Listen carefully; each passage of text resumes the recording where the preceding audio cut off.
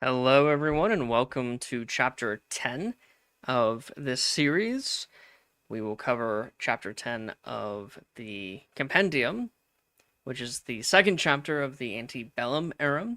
And this chapter is called Common Man, and will cover the administrations of Andrew Jackson and his Vice President, future President, Martin Van Buren.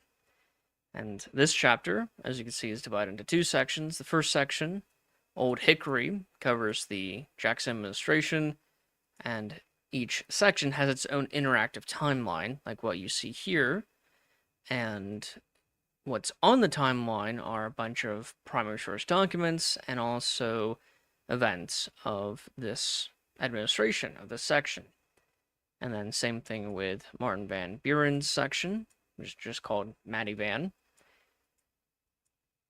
So let's go into it. So the Andrew Jackson's presidency, which transformed American politics by expanding popular democracy while dramatically strengthening executive authority in the name of the common man.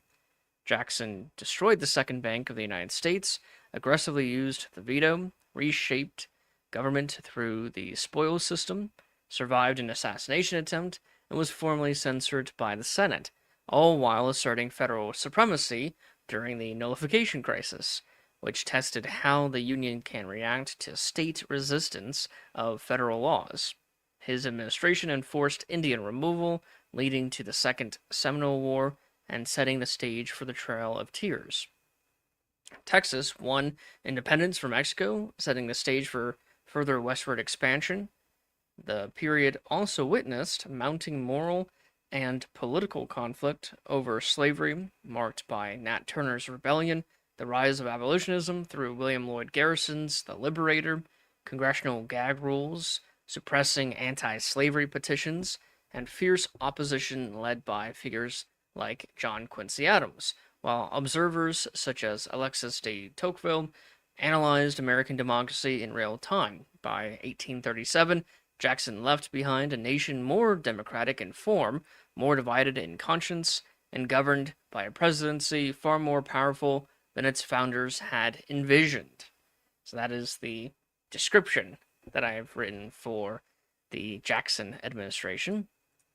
So we go into the first document, which is Andrew Jackson's first inaugural. And during this address, he presented his vision of a restrained federal government, strict constitutional limits, and a commitment to reforming abuses within the executive branch, emphasizing popular sovereignty and rotation in office. Jackson framed his presidency as a break from entrenched elites, promising to restore government to the will and interests of the American people. Jackson will send a letter to the Creek Indians. During this time, Jackson wasn't the first president. You have James Monroe and John Quincy Adams talked a lot to Congress about removing the native tribes around Georgia.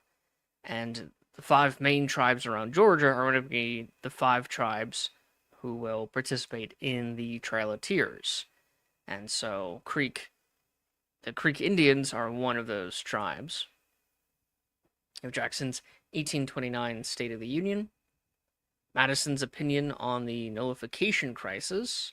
So the nullification crisis begins in the previous chapter with the passage of the I'm blanking.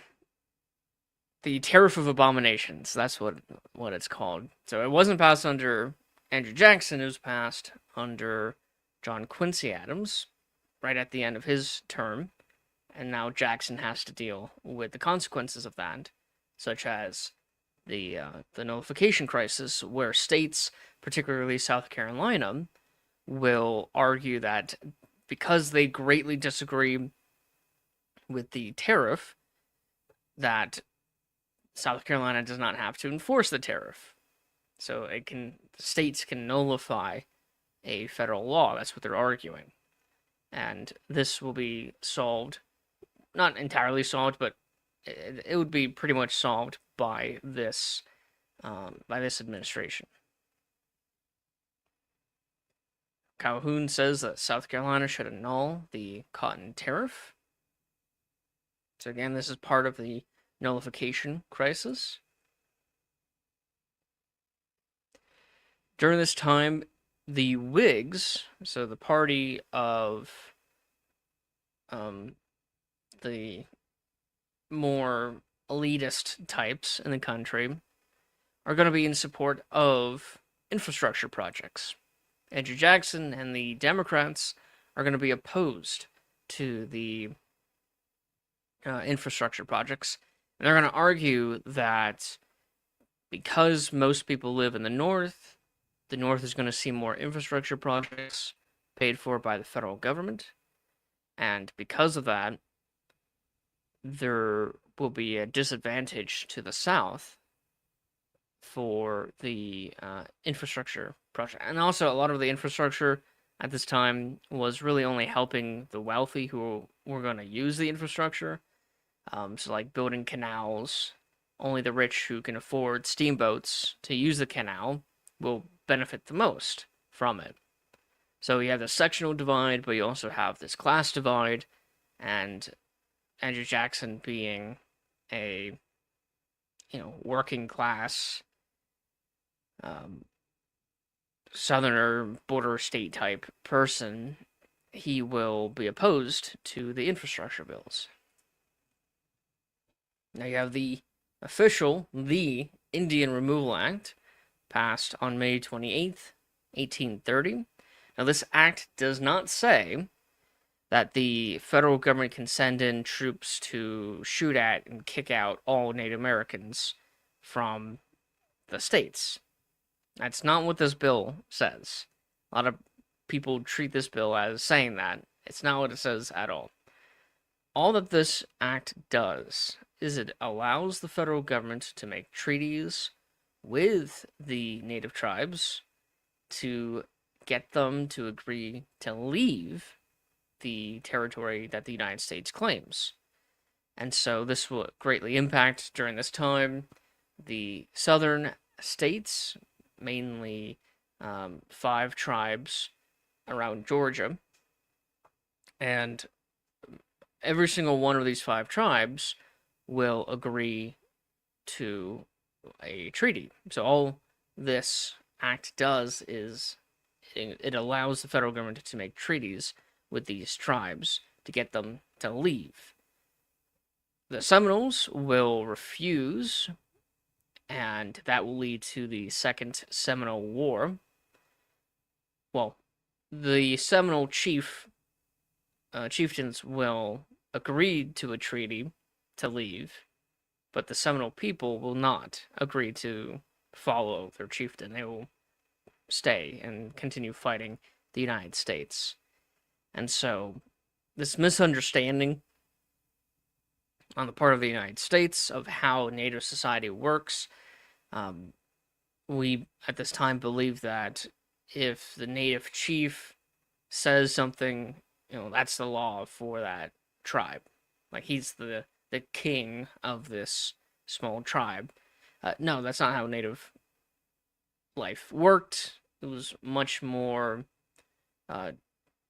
maybe not democratic in the modern sense, but it was up to the people to decide whether or not they're going to follow the leader. And so if they disagree with the leader, as many Seminoles disagreed with their own leadership for signing the treaty to leave, they disagree with that, and they will decide to not follow their chief and instead continue fighting for their home around Georgia, Florida area. I have the Appropriations Act, which is just a money bill for 1830. Now we have the census. Again, for all the censuses that we include on the compendium, it is the we have a video for each census, just summarizing the census, and these videos are made by Jeffrey the Librarian, a history YouTuber, and so if you want to check out his channel and subscribe and give him a like for doing amazing history research. Now here's the first of the Indian removal treaties. which is the Treaty of Dancing Rabbit, which is the Treaty of Dancing Rabbit Creek. This ceded Choctaw land in Mississippi in exchange for land in Indian Territory in modern-day Oklahoma. Approximately 15,000 were relocated, and around 2,500 died along the way due to disease and exposure. They would arrive in the Oklahoma Territory in 1833. So they left towards the end of 1830, and they will arrive in 1833. That's 15,000 people being relocated.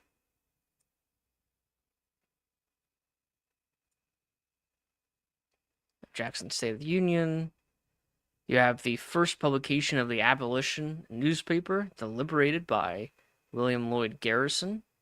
And so this will be a very important newspaper during this time, advocating for abolition. So during the antebellum era, you have a lot of talk about slavery, although slavery is not yet the number one issue. They address slavery in the last chapter with the Missouri Compromise, the Compromise of 1820. And now you have more talk about slavery with the Liberator being published, and soon you're going to have the gag rule, and also a infamous slave revolt with Nat Turner's rebellion. You have Cherokee Nation v. Georgia, a Supreme Court decision. You have the Petticoat Affair, where Jackson reshuffles his cabinet. James Monroe dies. He was the president 2 presidents ago, and he would start he would preside over the era of good feelings, beginning the antebellum era.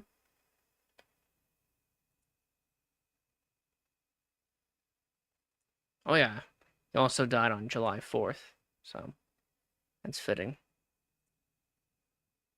You have Nat Turner's Rebellion. Nat Turner's Rebellion broke out in Southampton County, Virginia, in August of 1831, when Turner and about 70 enslaved followers launched a violent uprising that killed roughly 55 to 60 white men, women, and children. The rebellion was suppressed within 2 days, leading to the deaths of more than 100 enslaved and free black people in brutal reprisals. And Turner himself was captured, tried, and hanged that November, intensifying Southern fears and prompting harsher slave laws. You have the first presidential nominating convention of the anti-Masons. Choctaw removal begins. This is based on the treaty signed a year earlier in 1830, called the Treaty of Dancing Rabbit Creek. Nat Turner is executed on November 11th, 1831, and when he's executed, someone will compile his last confessions and will publish it. And so you can read why Nat Turner did what he did and kind of get into what he was thinking during the Nat Turner's Rebellion, which is a pretty interesting primary source. Constitution of Delaware. Jackson's 1831 State of the Union. The National Republican Party nominates Henry Clay for president. National Republicans are not the same as the Republican Party. Different party.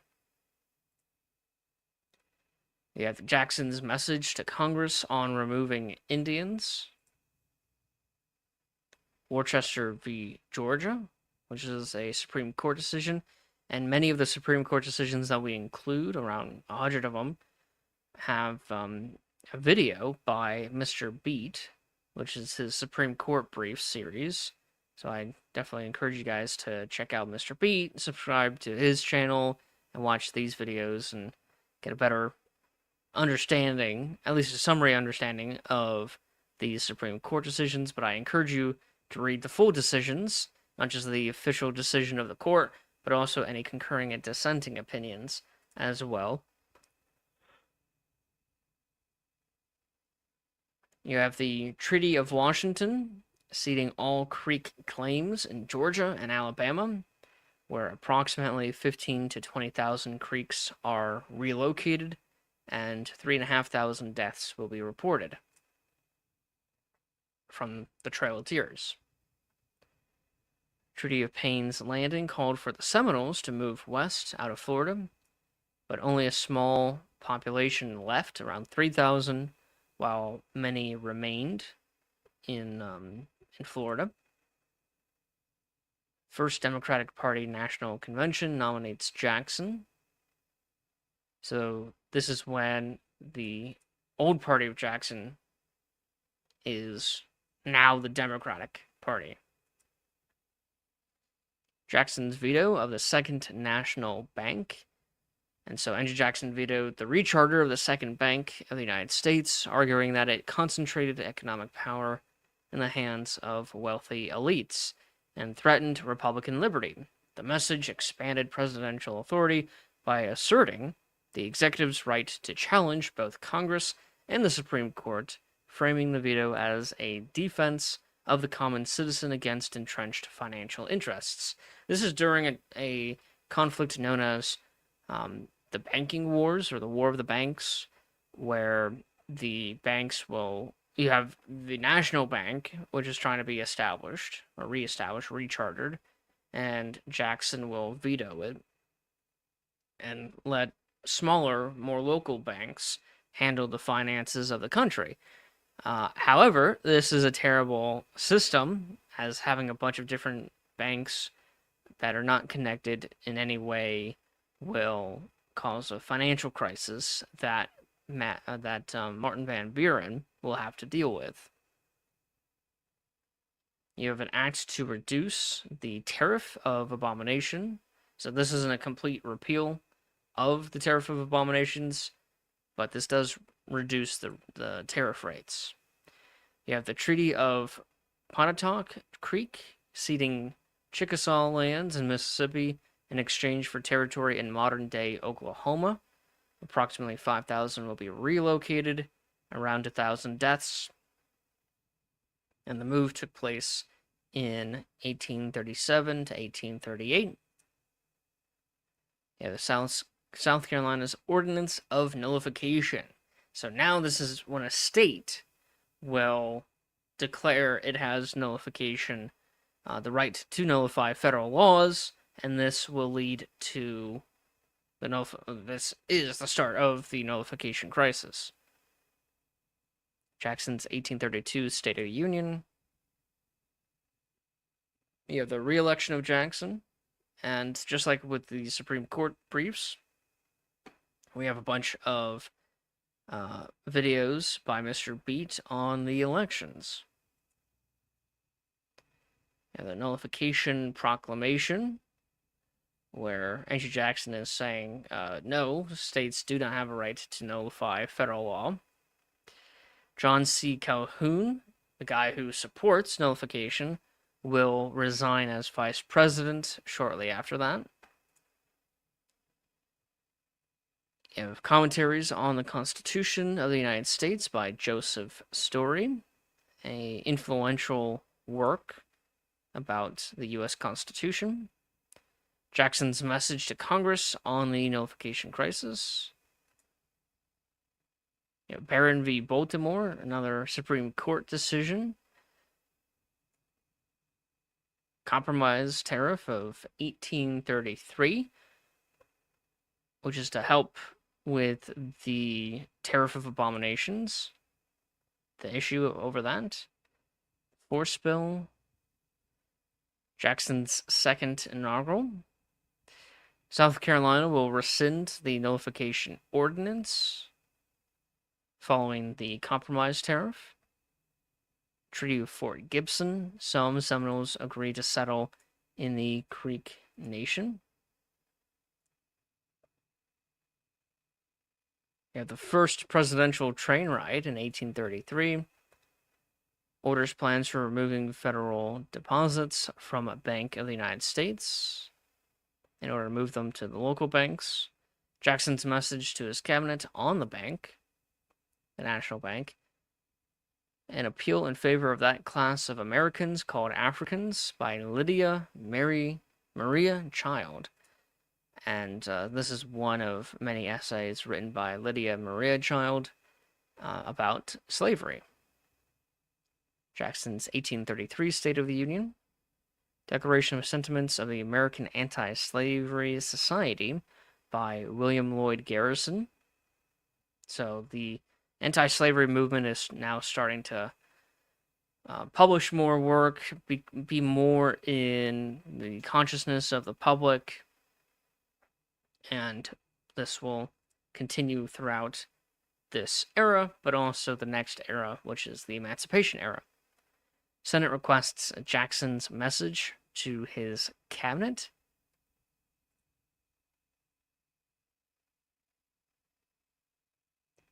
Jackson declines to comply with the Senate's request.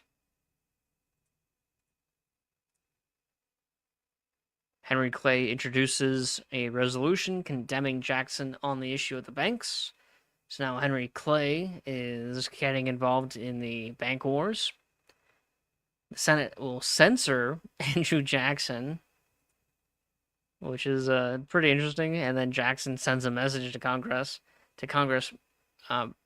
protesting his censor, which kind of defeats the purpose of a censor. You have the Department of Indian Affairs established during the Trail of Tears in order to help organize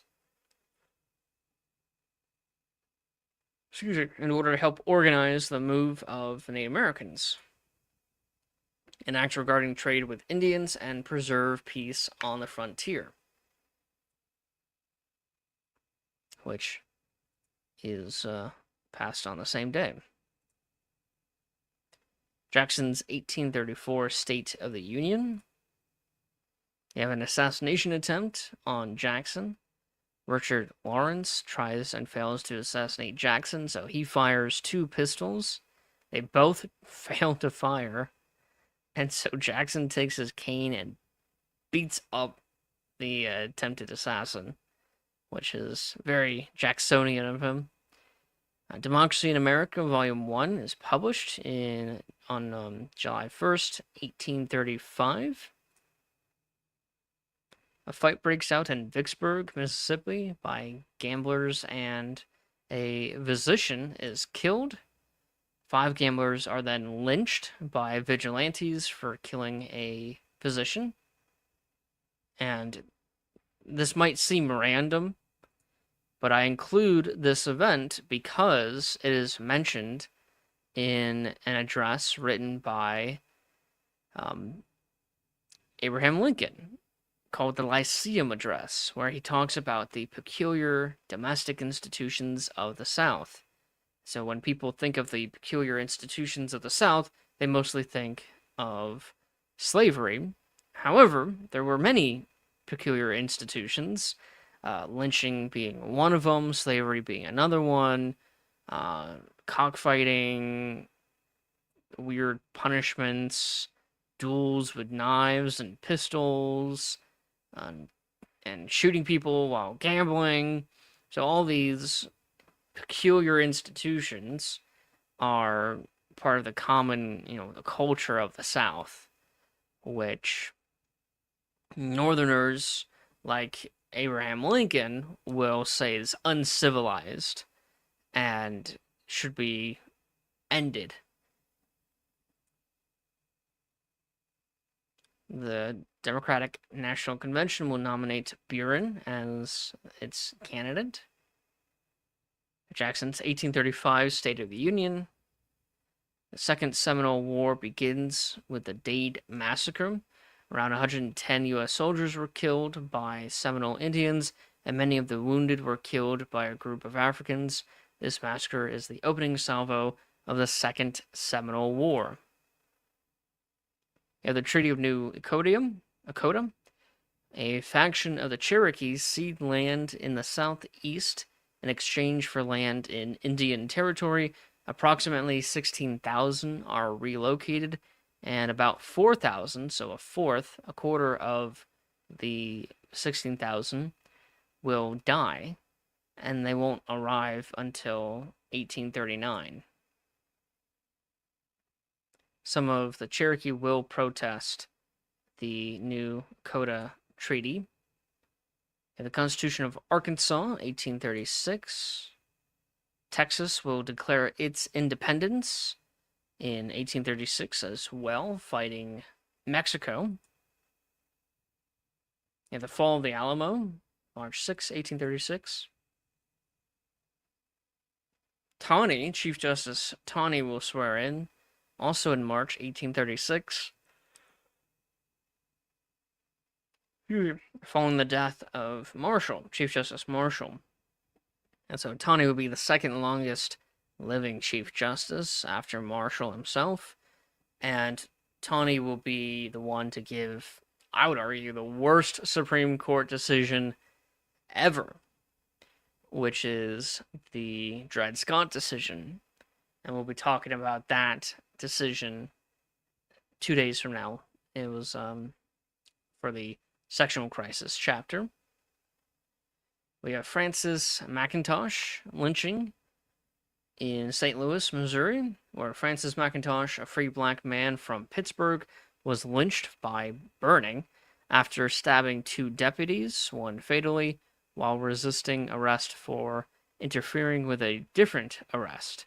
He was taken by a mob, chained to a tree, and burned alive. So this is an infamous case of lynching. And again, this isn't random. I chose this event because it is referenced by Abraham Lincoln in his Lyceum address.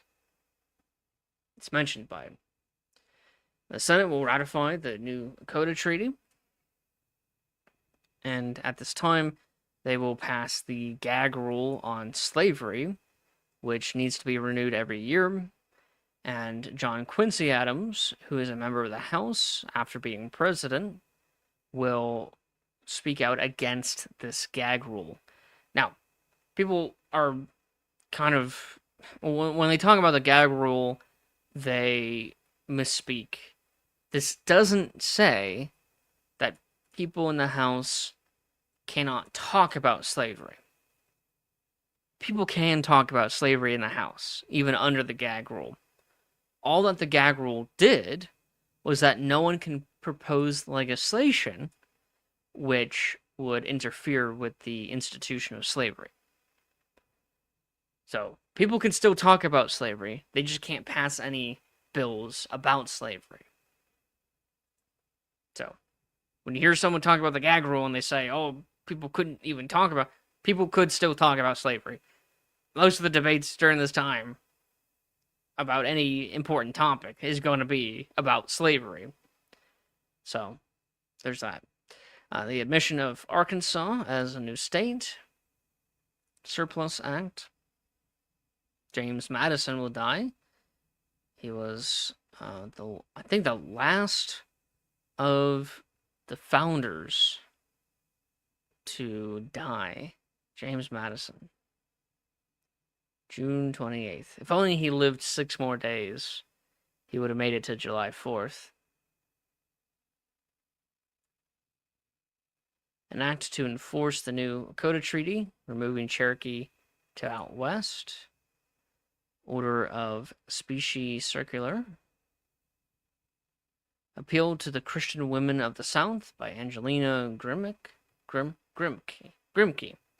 An appeal to the Christian Women of the South by Angelina Emily Grimke urges Southern white women to recognize slavery as a moral and religious sin, grounding her argument in Scripture and the principles of Christian duty. She calls on them to take personal responsibility by educating themselves, persuading others, and peacefully resisting the institution despite social and legal pressures. Now, the election of Martin Van Buren, Jackson's 1836 State of the Union, New Quota Treaty signed by Jackson, Henry Clay's speech on the expunged resolution, Michigan becomes a state, speech on the reception of abolition petitions by John C. Calhoun. And so John C. Calhoun is saying that anyone who's proposing or talking about slavery is threatening the security of that institution and therefore threatening the security of the Union. And also, you have to keep in mind the gag rule was only on the House, not the Senate. And so this is about the Senate. Congress recognizes Texas's independence. Judiciary Act of 1837, then Jackson's last veto, and then Jackson's farewell address. Most presidents during this time will not give a farewell address at all. And most presidents will also give their State of the Union not in person, but just write it down and send a letter to Congress. So now we get into the Martin Van Buren administration. So Martin Van Buren inherited the presidency at the moment Jacksonian democracy collapsed into economic catastrophe, as the Panic of 1837, rooted in Jacksonian financial policies, triggered bank failures, mass unemployment, and widespread hardship that shattered public confidence in the administration. The Trail of Tears reached its most tragic phase, while unrest along the northern border, particularly the Canadian rebellions and the Caroline Affair, nearly drew the United States into war with Britain. The slavery question intensified as the Amistad Revolt exposed the moral contradictions of the Republic. Congress made the gag rule permanent. An anti-slavery sentiment deepened, reflected in Abraham Lincoln's Lyceum Address, which warned that the greatest threats to the nation came from internal decay rather than foreign conquest. Van Buren responded to the economic crisis by dismantling Jacksonian banking practices and creating the independent treasury, separating federal finances from private banks in a bid to restore stability. Determined to avoid war and sectional rupture, he rejected the annexation of Texas to placate Mexico and limit the expansion of slavery, leaving office politically isolated as economic despair and moral division defined the age. So this is a rough time for the country at this point. So yeah, Buren's inaugural. Buren's proclamation on native lands. The Panic of 1837 begins sometime in May. Maine's resolves on British encroachment. So you have conflict on the border between Canada and the United States, as there is a revolt in Canada against Britain. Texas proposes annexation into the Union. So Texas will petition Congress to accept Texas as a state in the Union. Buren will actually reject Texas's annexation. Buren's message to Congress on the Panic of 1837. The Alton riot, where Elijah Lovejoy, a prominent newspaper editor and abolitionist, was shot dead by a mob who attacked his printing press in Alton, Missouri. One of the assailants, by the name of Bishop, was also shot and killed. The trial following this mob violence ended with no convictions of the assailants. The printing press was hidden in a warehouse. So this was the warehouse that the printing press was in, and it was burned. And Elijah Lovejoy, will die from this, and this will trigger John Brown. So John Brown, which is the very next thing on the timeline. So right after the killing of Elijah Lovejoy, John Brown will give an oath saying, "Here before God, in the presence of these witnesses, From this time I consecrate my life to the destruction of slavery.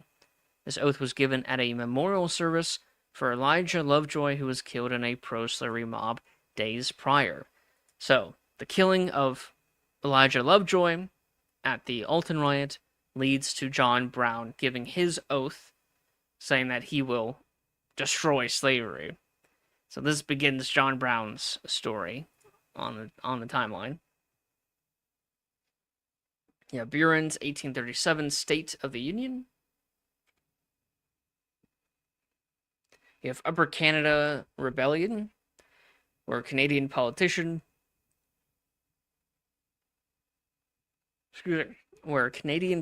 and firebrand William Lyon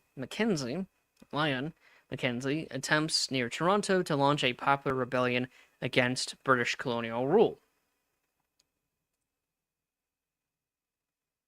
Buren announcement of the independent treasury.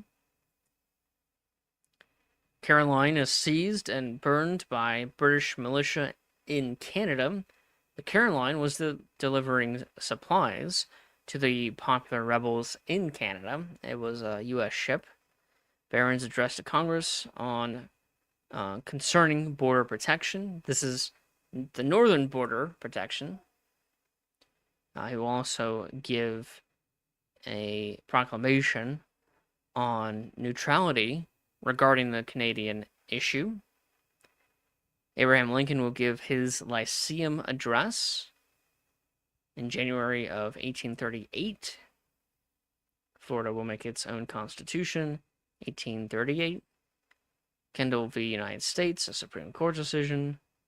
U.S. and Texas Convention about accepting Texas into the Union as a state.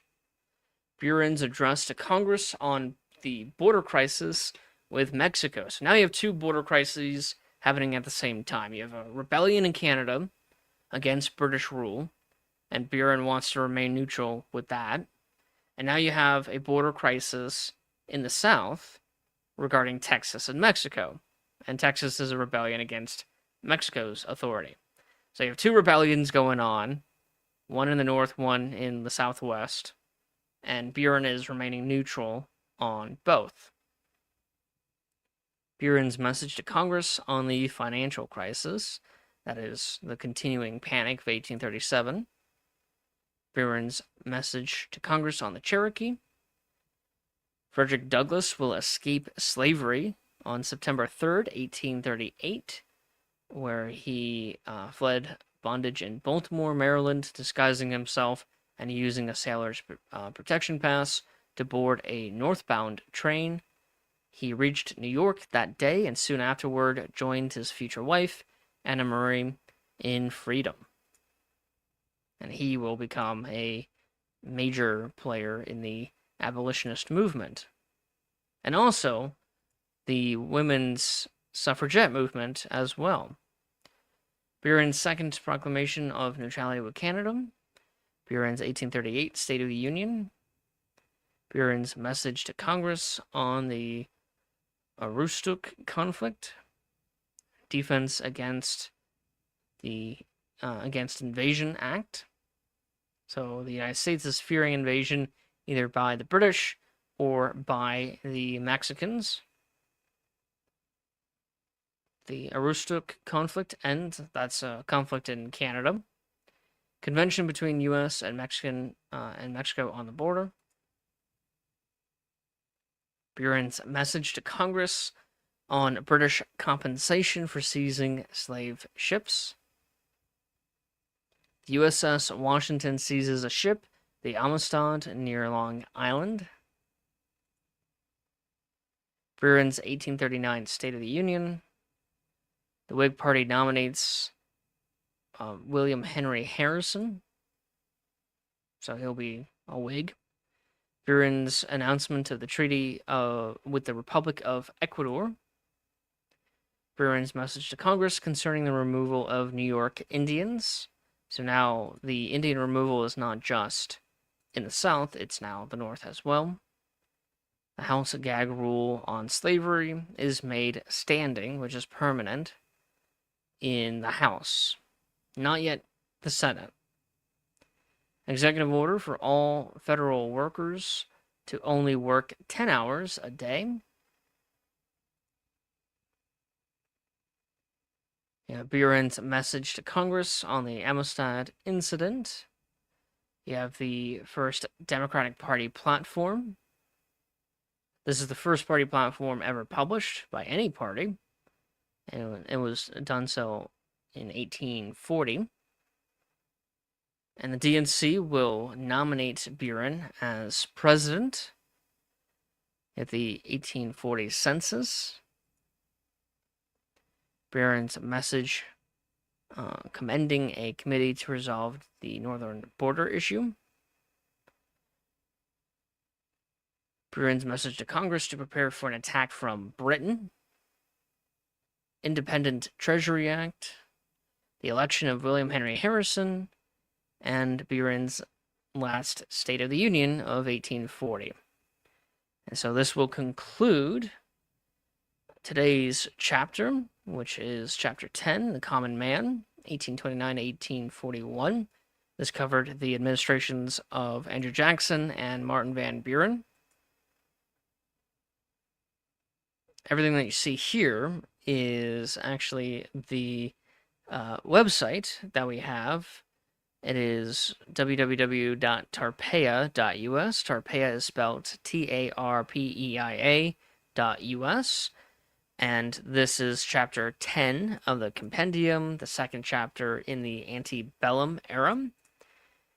And we have a bunch of chapters. We have 26 chapters, so we're not even halfway done with this series. Every single day I'm going to be live streaming and talking about what we have for each of these chapters. So we are an educational nonprofit, a 501c3, so all donations are tax deductible. If you wish to contribute, we're also looking for historians who would like to contribute to this project, finding primary source documents, writing descriptions or summaries of the documents and events throughout history to help us fill the timeline. So all of this is still a work in progress, and you will see next year. You can compare these live streams to next year's live streams and see how much progress we have made. So thank you for watching, and I hope you learned something new of our own past, and I hope to see you tomorrow. Tomorrow's live stream, you can contribute, you can comment, ask questions, and I'll pause from talking about this to try to answer your questions to the best of my ability. So thank you again for watching, and I hope to see you tomorrow, and have a nice day.